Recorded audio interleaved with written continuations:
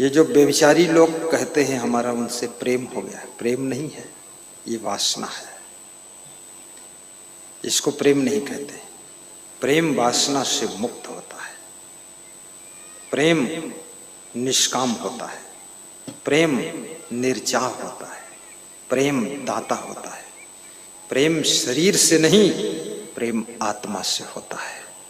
वासना की दौड़ शरीर तक रहती है और प्रेम का प्रवेश आत्मा तक होता है।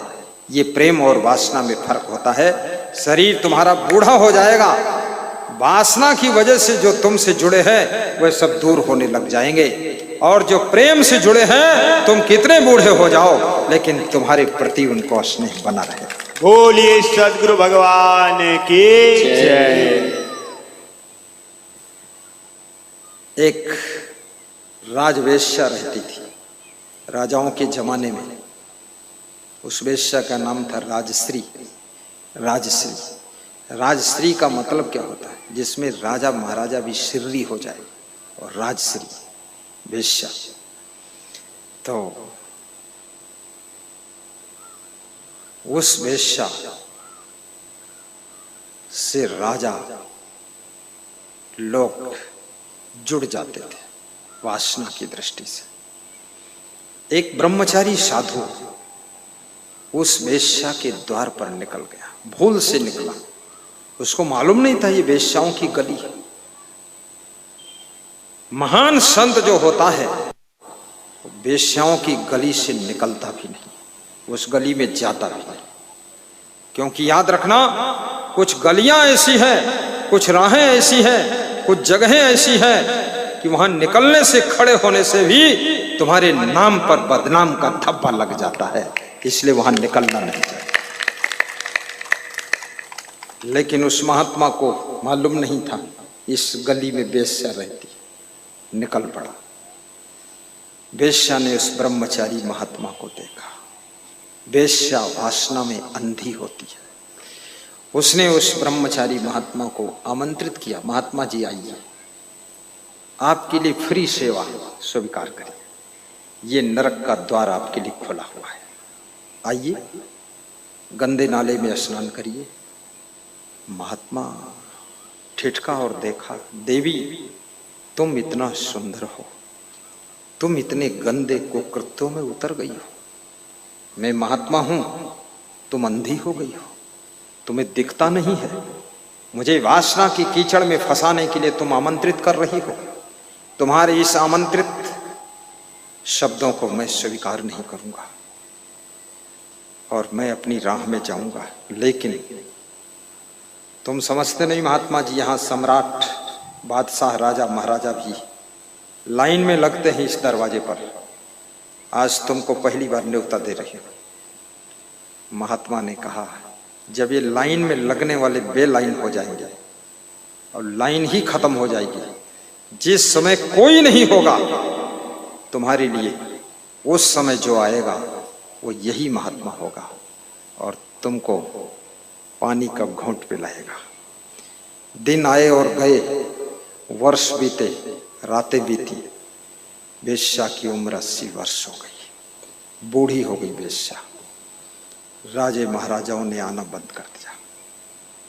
उस वेश्या को कुष्ठ रोग हो गया। राजा ने आदेश दिया, इसके शरीर को उठाकर नदी के किनारे डाल दो, दिखना नहीं चाहिए।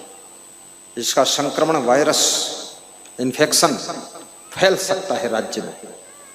जिस वेश्या के द्वार पर दस्तक देते थे राजकुमार, उस वेश्या को उठाकर नदी के किनारे फेंक दिया गया है। वेश्या पड़ी कराह रही है, हाय हे राम, हे राम, प्यास लगी है, कोई पानी दे दो। कोई नहीं गया। वही महात्मा उस समय वहां नदी के किनारे भ्रमण करता हुआ जा रहा है। आवाज सुनता है, हे राम, हे राम। नालायक से नालायक व्यक्ति को दुख में, बुढ़ापे में, कष्ट में, भयंकर बीमारी में, पीड़ा में राम की याद आती है। जिंदगी भर जो रावण बना रहा है वो भी दुख में हे राम पुकारता है। वेश्या भी राम को पुकार रही, जिंदगी भर हराम का काम किया है, राम को याद कर रही। महात्मा आता है, कमंडल खोलता है, वेश्या के मुंह में पानी डाल देता है। कोढ़ी है वेश्या, कीड़े पड़ गए हैं शरीर में, बदबू आ रही है, आंख खोलती है।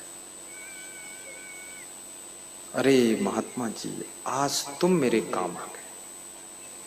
आपने जो 40 साल पहले आमंत्रण दिया था, आज उस निमंत्रण को स्वीकार करके आया हूं। जब दुनिया का कोई व्यक्ति तुमको देखना नहीं चाहता क्योंकि तुम कोढ़ी हो, बदसूरत हो, बूढ़ी हो, कमजोर हो, शरीर सड़ रहा है, बदन में कीड़े पड़े हैं, बदबू आ रही है, कोई नहीं तुमको देखना चाहता है, सबने फेंक दिया है बाहर।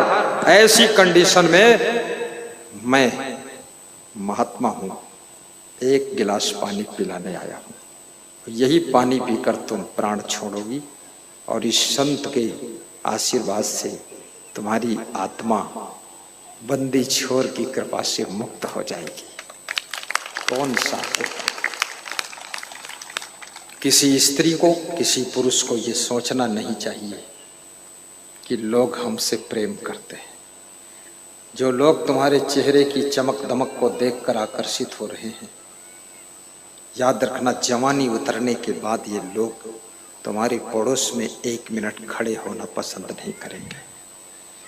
इसलिए अपनी जवानी की दौलत को भी संभालिए। ये विषय भोगों के कीचड़ में अपनी जवानी को मत धसाइए, क्योंकि जवानी की बाढ़ भी उतरने वाली है, ये सुंदरता भी जाने वाली है, बुढ़ापा आने वाला है, समय सरक रहा है। कहां मन को भटका रहे हो? ज्यों की त्यों धर दीन्ही चदरिया, इस फार्मूले को याद करिए। ये चादर, एक संत गीत गा रहा था, ओढ़ के मैली चादर, द्वार तुम्हारे कैसे आऊं, मन ही मन शर्माऊं, द्वार तुम्हारे कैसे आऊं। तो मैंने कहा, धोकर चादर और फिर आजा मेरे द्वार और शर्मा मत। बोले, जहां धोने जाता वहां और दाग लग जाता है।